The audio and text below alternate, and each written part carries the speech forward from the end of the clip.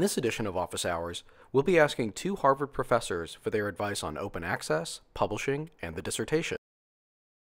Gary King is a university professor and director of the Institute of Quantitative Social Science.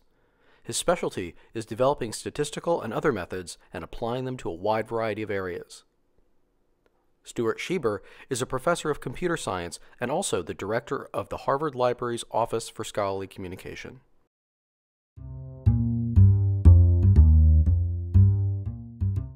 But the idea behind open access is the availability online without cost and without undue rights restrictions of the fruits of scholarship as presented in the written documents that we all generate. That's the basic idea.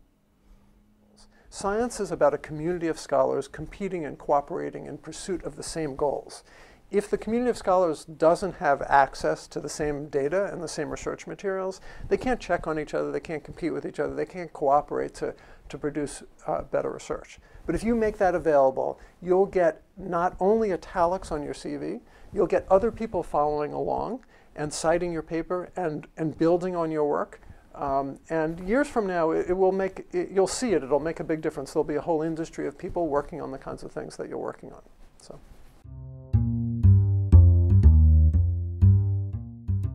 We don't give PhD degrees for secret knowledge. We're not merely certifying that you know something that hasn't been known before, but that you've provided that knowledge to the world. And historically, that's always been done by making sure that the dissertations are distributed in whatever is the best way that we have to distribute knowledge. And of course, these days, we have, over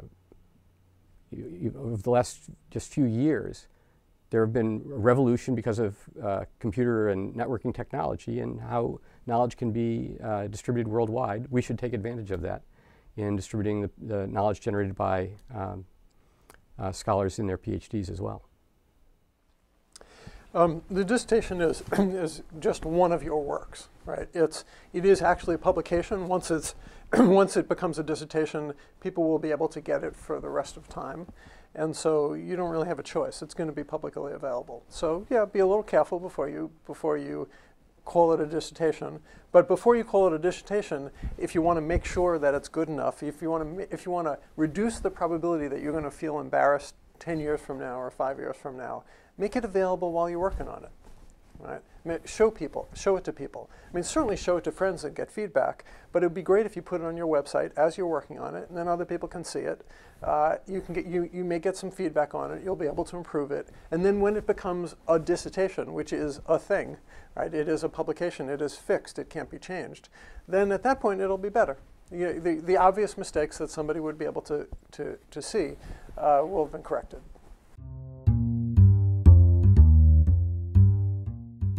It's a natural thought to have, but in that context, I think of a quote from Howard Aiken. Howard Aiken was basically the founder of the computer science effort at Harvard, and he used to say, don't worry about people stealing your ideas.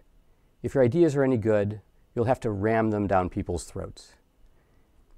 There's a real truth here. The point is, you need to get your scholarship out. That's the way you have impact. And this natural inclination to kind of keep things under wraps is best honored by avoiding it entirely.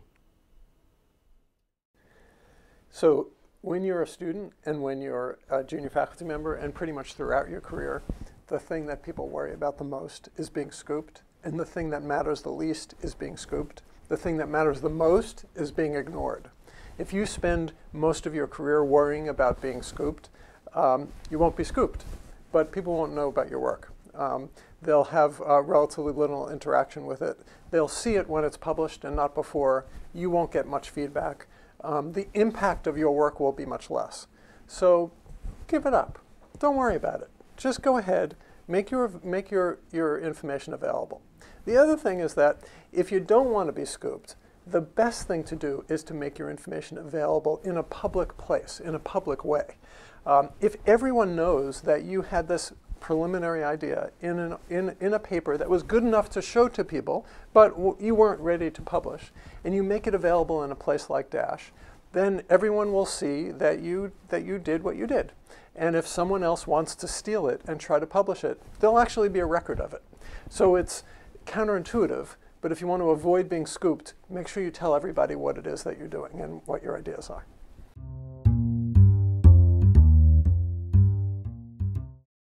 So it turns out I've been more or less unilaterally negotiating publisher agreements for journal articles for I don't know how many years now, probably 15 or 20 years. And in general, the process has gone quite smoothly.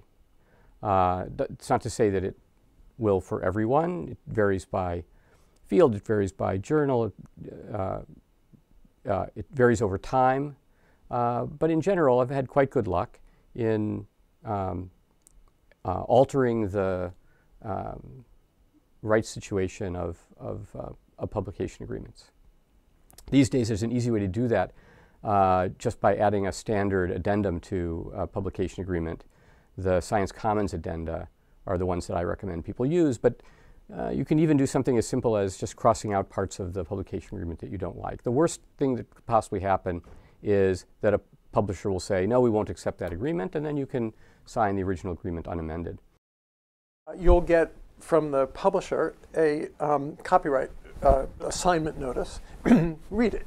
It's worth reading because what that says will have a big effect on the impact of your work.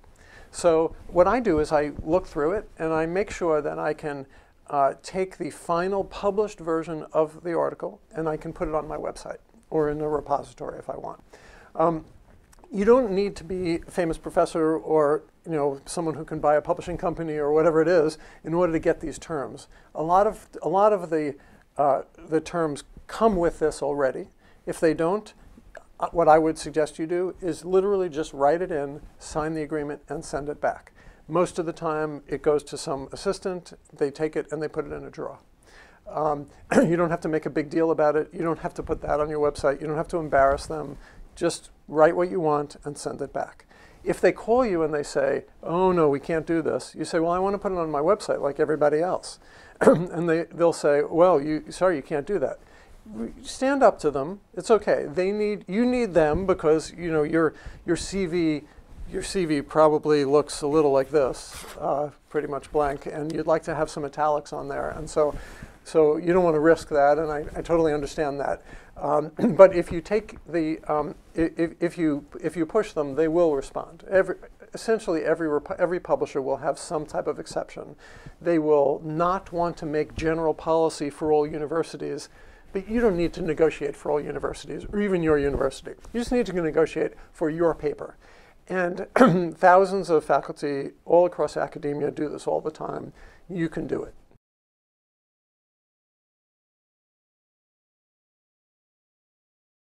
This video was produced by the Office for Scholarly Communication, a program of the Harvard Library.